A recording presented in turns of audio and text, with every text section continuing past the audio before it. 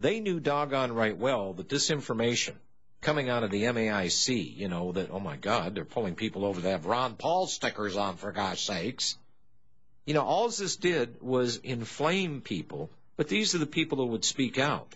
It chases, and don't miss this, folks, the more mild-mannered or the more timid, this chases them under the rug. Okay?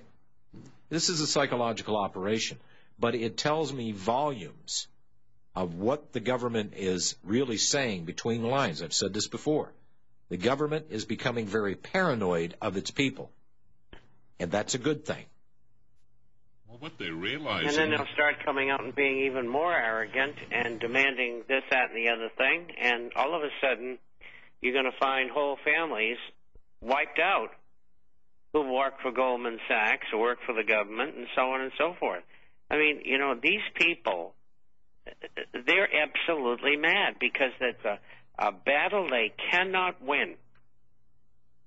I think what they're realizing is a lot of the vets coming back from Afghanistan and Iraq who went to fight the stupid war to protect freedom and liberty back home, when they get back home and find out that the freedom and liberty they were fighting for is no longer here, they're going to be dealing with a bunch of really pissed off people. Well, and that's... Well, you know, John, I have subscribers all over the world, and we have a number of them in the military. And I have told them, particularly the fellows that are in Iraq and Afghanistan, anybody who wants to read it, give it to them. And, you know, I will remind you that if they find out that you're giving this information out, they'll tell you to stop. They might even be more aggressive than that. And the publication is being copied in Washington by someone or some group, and they are sending it all over the world. Every embassy, every consulate, everybody in the State Department, throughout the White House gets my publication twice a week. And I've been told that by people on the inside. Joe in Florida. Hello, Joe. Hey, Bob and John and Robbie. As a matter of fact, I get Bob's column sent to me from a Marine, so Bob's right about it, the military passing them around. I just was wondering, it seems to me, I get the feeling that there's an internal intelligence war going on in the United States, and I wanted Bob, with his intelligence background, to comment on this. I mean, it seems like with this Air Force One stunt, with the airplane that flew towards Washington, D.C., and they had to bring Obama down into the basement. Joe, hold on a second. Are you on a speakerphone? No, I'm on Skype. Ah, okay. That's why.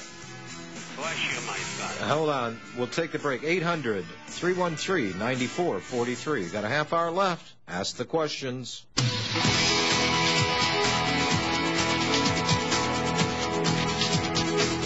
You're tuned in to the National Intel Report, the Real Talk Radio Show. All right, Joe in Florida.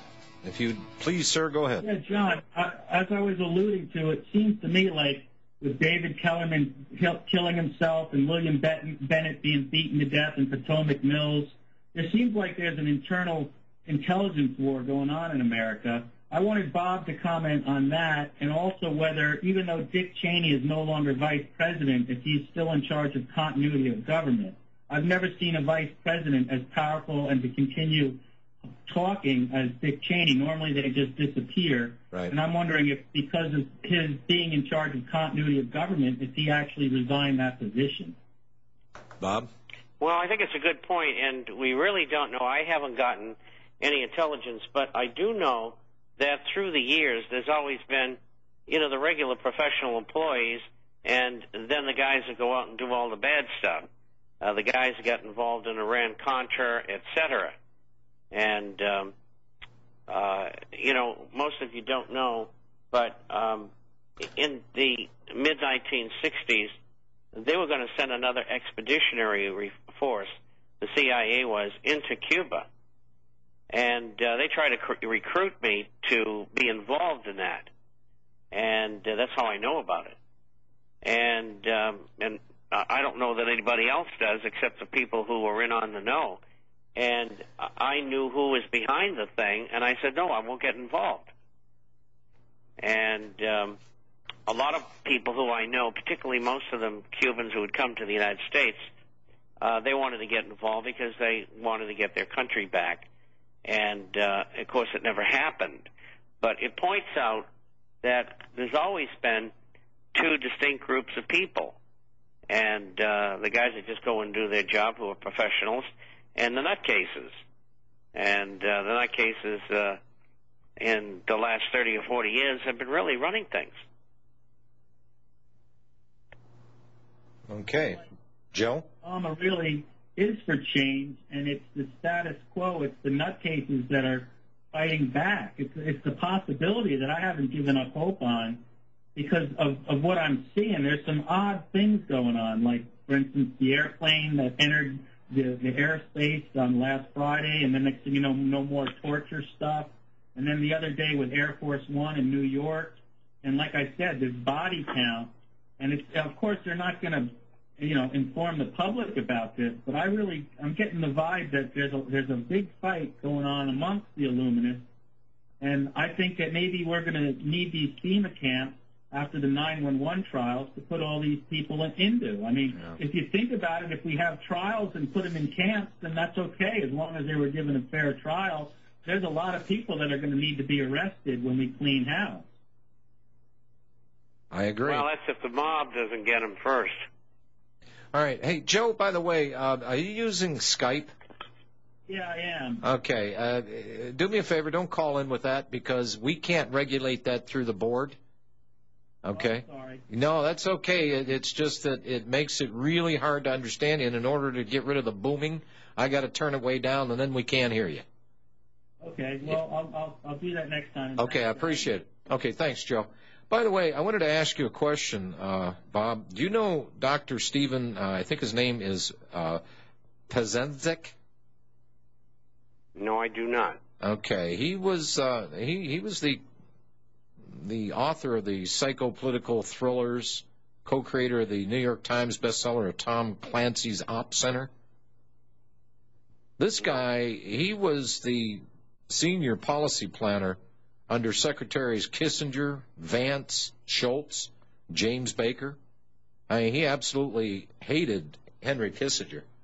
And he's been coming out lately, and I've been desperately trying to get a hold of him. Steve Quayle he lives in Bozeman, Montana, literally 2 miles from Steve Quayle, but Steve Quayle is not getting the message to this guy that I want to talk to him. Steve asked me flat out, he says, why do you want to talk to him? I said, because I want to dispel the fear that everybody's carrying around, because this is what this guy came out and said. He says, you people out there, you said you don't know the massive psychological operations that you're under. And you people have to stop this fear, roll up your sleeves and start getting busy to restore this nation. Otherwise, it's going to go bye-byes. Now, here is, this guy was involved in so much stuff. It is incredible. And I need to get this guy on the program. But I can't get the number out of Steve Quayle. And Quayle asked me, he said, why do you want to talk to him? I said, because he is a dispeller of fear. On the other hand, you're the perpetuator of fear. So maybe that's why I didn't get the number. If anybody's got this guy's number or has a way to get in contact with him, please. Does anybody know where he lives? Well, he lives in Bozeman. I mean, somebody's got to know where the guy... Go on a hunt. Send somebody up there, go house to house until you find him. I'm about ready to drive up there, and on the way back, I'm going to slap Steve Quayle. All right, let's go back to the phones. PJ in the UK. Hello, PJ. Hello, good evening. Can you hear me? Yeah, we can hear you fine. Better than that guy from Florida.